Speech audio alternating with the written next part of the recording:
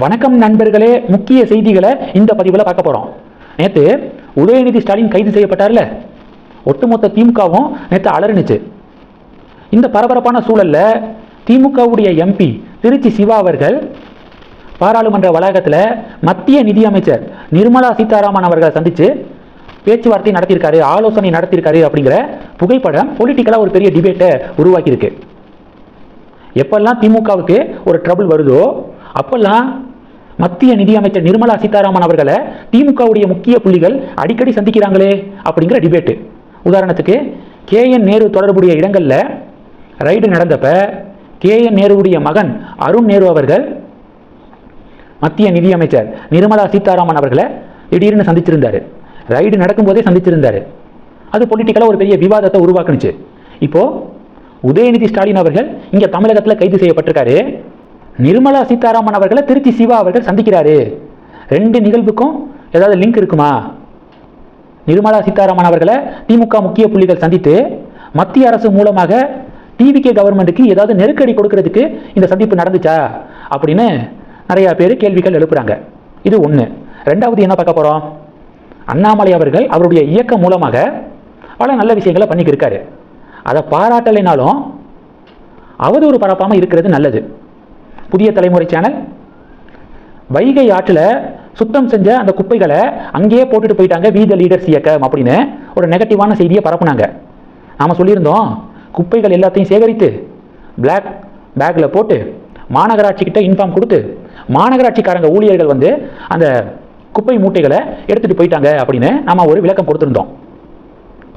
பாஜக காரங்க அண்ணாமலை இயக்கம் எது பண்ணாலும் தப்பு அப்படின்னு தேவையில்லாமல் பிரச்சனை பண்ணுறாங்க. அண்ணாமலையுடைய இயக்கம் செய்யக்கூடிய நல்ல விஷயங்களை முதல்ல தமிழக பாஜக தான் பாராட்டணும். ஏன்னா பிரதமர் மோடி என்னென்ன செஞ்சாரோ, என்னென்ன செய்ய அறிவுறுத்துறாரோ அதை வி த லீடர்ஸ் இயக்கம் முன்னின்று செய்கிறாங்க. Swachh Bharat mission PM Modi start பண்ணார். அண்ணாமலை அவர்கள் கன்னியாகுமரி கடற்கரை பகுதியை சுத்தம் செஞ்சது, வைகை ஆறை சுத்தம் செஞ்சது, அதெல்லாம் ஸ்வச் பாரத் மிஷனுடைய ஒரு அங்கம் தானே. சுத்தம் செய்கிறது அப்படிங்கிறது ஸ்வச் பாரத் மிஷனுடைய ஒரு அப்ஜெக்டிவ் தானே. இப்போ கூட பாருங்க, பிரைம் மினிஸ்டர் மோடி அவர்கள் போதைப் பொருட்களுக்கு எதிரான விழிப்புணர்வை எல்லாருக்கும் நாம் ஏற்படுத்தணும் அப்படின்னு நாட்டு மக்களுக்கு அழைப்பு கொடுத்துருக்காரு. போன மாதமே வி த லீடர்ஸ் இயக்கம் போதைப் பொருட்களுக்கு எதிரான விழிப்புணர்வை செய்ய தொடங்கிட்டாங்க. பல ப்ரோக்ராம்ஸ் நடத்தியிருக்காங்க. அப்போது பிரைம் மினிஸ்டர் மோடி என்ன செஞ்சாரோ, என்ன செய்ய சொல்கிறாரோ அதை வி த லீடர்ஸ் இயக்கம் செய்கிறாங்க. நல்ல விஷயங்கள் தானே எல்லாம். அதை பாராட்ட மனசு இல்லைனாலும் தேவையில்லாத பொய்யை பரப்பி அவதூறு பரப்புறதை நிப்பாட்டினாலே தமிழக பாஜக உருப்படும். இது ரெண்டு. மூணாவது என்ன பார்க்க போகிறோம்? இன்னைக்கு பட்ஜெட் தாக்கல் செய்யப்பட்டிருக்கு. கூவம் அடையாறு உலக தரத்தில் மறுசீரமைப்பு, படகு சவாரி, நதிக்கரை நடைபாதை, பொழுதுபோக்கு அம்சம் இதெல்லாத்தையும் நாங்கள் கொண்டு வருவோம் மறுசீரமைப்பு செய்து அப்படின்னு TVK கவர்மெண்ட் அறிவித்து அதற்கான நிதியை ஒதுக்கியிருக்காங்க. திராவிட கட்சிகள் மாறி மாறி ஆட்சி செஞ்ச காலகட்டத்தில் ஒவ்வொரு பட்ஜெட்லையும் கூவத்தை மறுசீரமைப்பு பண்ண போகிறோம், அடையாரை சீரமைக்க போகிறோம் அப்படின்னு சொல்லிட்டு ஆயிரக்கணக்கான கோடி ரூபாய் நிதி ஒதுக்குறாங்க. ஆனால் கூவம் ஒவ்வொரு வருஷமும் அப்படியே தான் இருக்குது, அடையாறு அப்படியே தான் இருக்குது. அப்போ ஒதுக்கப்பட்ட நிதி எங்கே போணுச்சு அப்படிங்கிறது பொதுமக்களே இப்போ வெளிப்படையாக கேட்க ஆரம்பிச்சிருக்காங்க. இப்போது TVK கவர்மெண்ட்டும் இதை அவங்களுடைய பட்ஜெட்டில் சொல்லியிருக்காங்க. திராவிட கட்சிகள் மாதிரி இல்லாமல் TVK கவர்மெண்டாவது சொன்னதை நிறைவேற்றணும். கூவம் அடையாறு உலக தரத்தில் மறுசீரமைப்பு அப்படின்னு அவங்க சொல்லியிருக்காங்க, அதை நிறைவேற்றணும். அடுத்தது, இந்த பட்ஜெட் விவகாரத்தில் திமுகவுக்கும் TVKவுக்கும் பயங்கர ஒரு ஃபைட்டு. திமுக சொல்கிறாங்க, ஒவ்வொரு வருஷமும் பள்ளி கல்வித்துறைக்கு பட்ஜெட்டில் நிதி ஒதுக்கீடு கூடிக்கிட்டே இருந்துச்சு DMK ஆட்சியில்.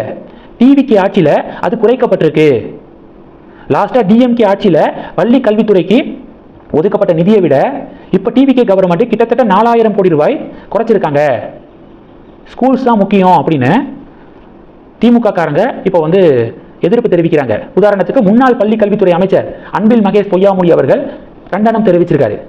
அதுக்கு TVK காரங்க என்ன சொல்கிறாங்க அப்படின்னா, அது ஒன்றும் இல்லை, முன்னாடி 48,000 கோடி ரூபாய் நீங்கள் ஒதுக்குனீங்க, அதில் ஒரு குறிப்பிட்ட தொகை பார்ட்டி ஃபண்ட் அப்படின்னு சொல்லிட்டு கட்சிக்கே போகும்.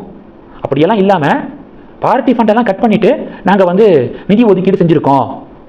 நாங்கள் ஒதுக்கின நிதி பார்ட்டி ஃபண்டாக TVKக்கெல்லாம் போகாது, பள்ளி கல்வித்துறைக்கு தான் முழுசாக போகும் அப்படின்னு TVK காரங்க விளக்கம் கொடுக்குறாங்க. ஸோ இந்த விளக்கத்துக்கு பிறகு டிவிகேவுக்கும் டிஎம்கேவுக்கும் இடையே ஒரு மோதல் வெடிச்சிருக்கு. கடைசி டாபிக், அண்ணன் சீர் அப்படின்னு திருமணத்துக்கு 8 கிராம் தங்கம், ஒரு பட்டுப்புடவை அப்படிங்கிறத தேர்தல் வாக்குறுதியாக டிவிகே கொடுத்திருந்தாங்க. இப்போ அதற்கு 812 கோடி ரூபாய் நிதி ஒதுக்கீடு செஞ்சிருக்காங்க. இதுல ஒரு டிபேட் என்னன்னா, ஒரு வருஷத்துக்கு 5 லட்சத்துல இருந்து 6 லட்சம் திருமணங்கள் தமிழகத்தில் நடக்குது.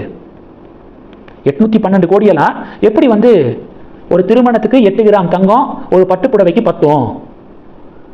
வெறும் 70,000 இல்ல 80,000 திருமணங்களுக்கு தான் இந்த 812 கோடி ரூபாயை வச்சு கொடுக்க முடியும் அப்படின்னு ஒரு டிபேட் நடக்குது. வருஷத்துக்கு 5 லட்சத்துக்கு குறைவாக வருமானம் இருக்கக்கூடிய குடும்பத்துக்கு தான் இந்த அண்ணன் சீர் அப்படின்னு தேர்தல் வாக்குறுதியில் சொல்லியிருக்காங்க டிவிகே. இப்போ என்ன அறிவிக்க போறாங்க அப்படிங்கிறத பொறுத்திருந்து பார்க்கலாம். இந்த செய்திகள் எல்லாத்தையும் பற்றி உங்களுடைய பார்வைகளை மறக்காம கமெண்ட் பண்ணுங்க. தொடர்ந்து கணக்கில் இருங்க. அடுத்தடுத்து நிறைய பதிவுகளை பார்க்க போறோம். நன்றி. ஜெய் ஹிந்த்.